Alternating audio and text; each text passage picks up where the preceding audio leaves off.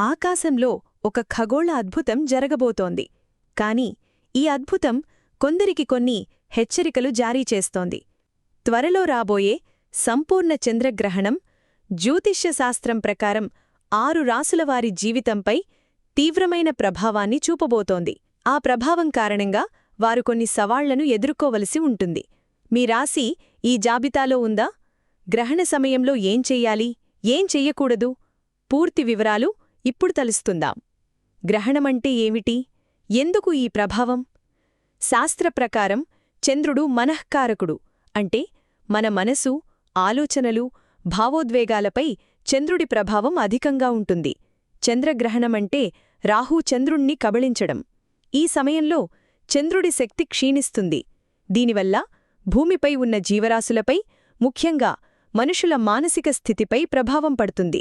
ఈ ప్రభావం కొందరికి శుభాలను కలిగిస్తే మరికొందరికి అశుభ ఫలితాలను ఇస్తుంది.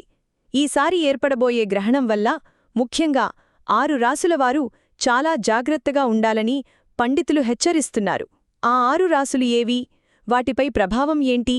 ఇప్పుడు ఆ రాసుల గురించి వివరంగా చూద్దాం. 1. మేషరాశి. మేషరాశివారు ఆరోగ్య విషయంలో చాలా జాగ్రత్తగా ఉండాలి. ముఖ్యంగా మానసిక ఆందోళన, ఒత్తిడి పెరిగే అవకాశముంది. తల్లిగారి ఆరోగ్య విషయంలో కూడా శ్రద్ధ అవసరం. అనవసరమైన వాదనలకు దూరంగా ఉండటం మంచిది. 2.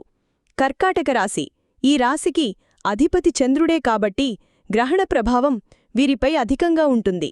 వైవాహిక జీవితంలో సమస్యలు, భాగస్వాములతో గొడవలు జరిగే అవకాశముంది. వ్యాపారంలో నూతన పెట్టుబడులకు ఇది సరైన సమయం కాదు.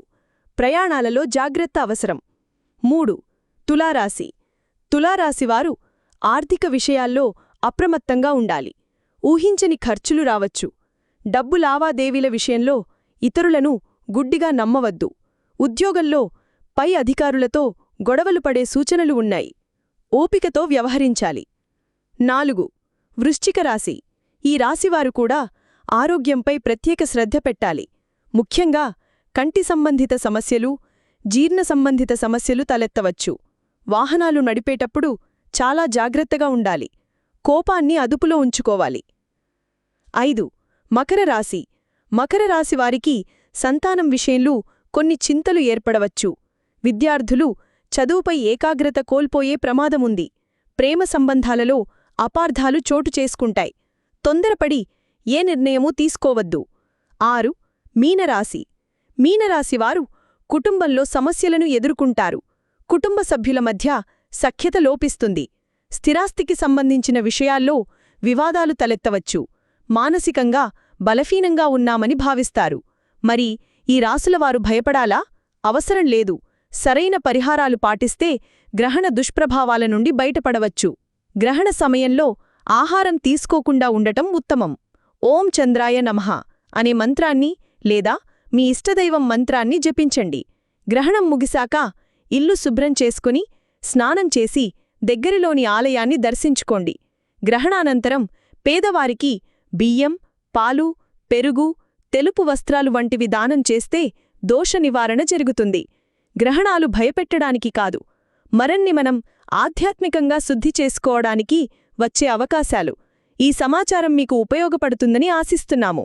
ఈ వీడియో మీకు నచ్చితే లైక్ చేసి మీ బంధుమిత్రులతో పంచుకోండి. మీ రాశి ఏదో కమెంట్ చేయండి. మరిన్ని ఇలాంటి ఆధ్యాత్మిక విశేషాల కోసం మన ఛానల్ను సబ్స్క్రైబ్ చేసుకోవడం మర్చిపోకండి. సర్వే జనాః సుఖినో భవంతు.